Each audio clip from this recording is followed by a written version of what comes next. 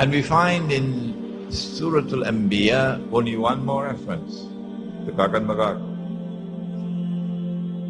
in which Allah subhanahu wa ta'ala speaks about a town. Remember the town? And He had destroyed the town, punished it by destroying it, and then expelled the people of the town. وَحَرَامٌ عَلَى قَرْيَةٍ أَهْلَكْنَاهَا. And then He banned the people of the town, that they could never return to reclaim that town as their own. أَنَّهُمْ لَا يَرْجِعُونَ. They are in a state of permanent exclusion, banned from returning to that town. Hatta, until when? Hatta إذا فتحت يأجوج ومأجوج, until Gog and Magog are released. وهم من كل حدب ينسلون. وهم من كل حدب ينسلون. And Gog and Magog, when they are released, they spread out in every direction, which is one meaning. And if you spread out in every direction, then you'll take control of the world. The land, the sea, the air.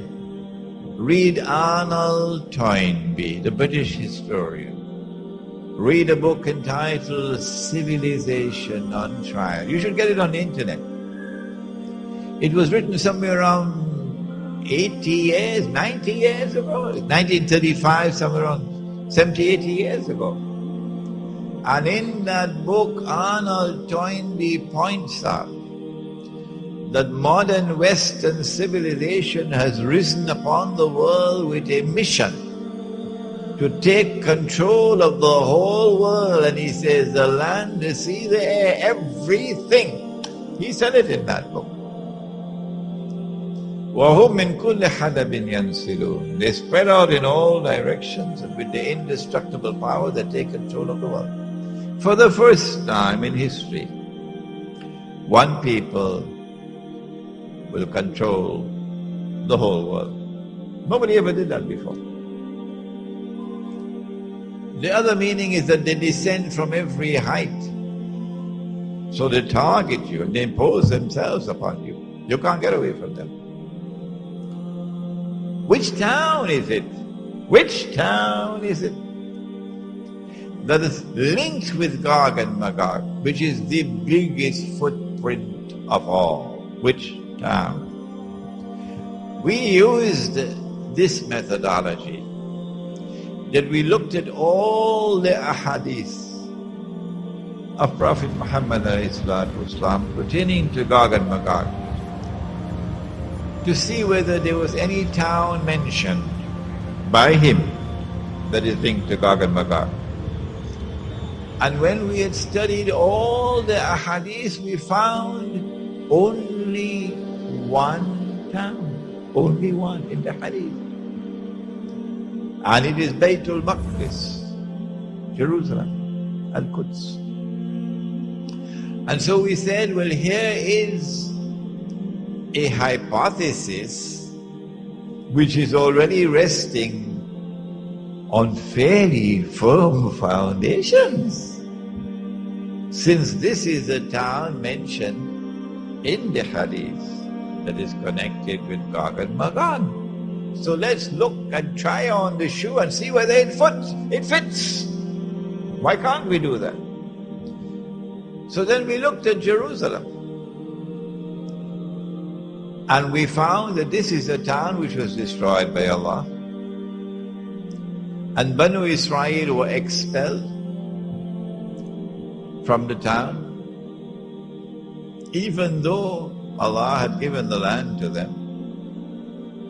The first time that they violated the covenant with fasad, وَقَضَيْنَا إِلَى بَنِي إِسْرَائِيلَ فِي الْكِتَابِ لَتُفْسِدُنَّ فِي الْأَرْضِ مَرَّتَيْنِ وَتَعْلُنَّ عُلُوًّا كَبِيرًا. The first time they committed fasad, He expelled them and then banned them from returning For 100 years they were in Babylon.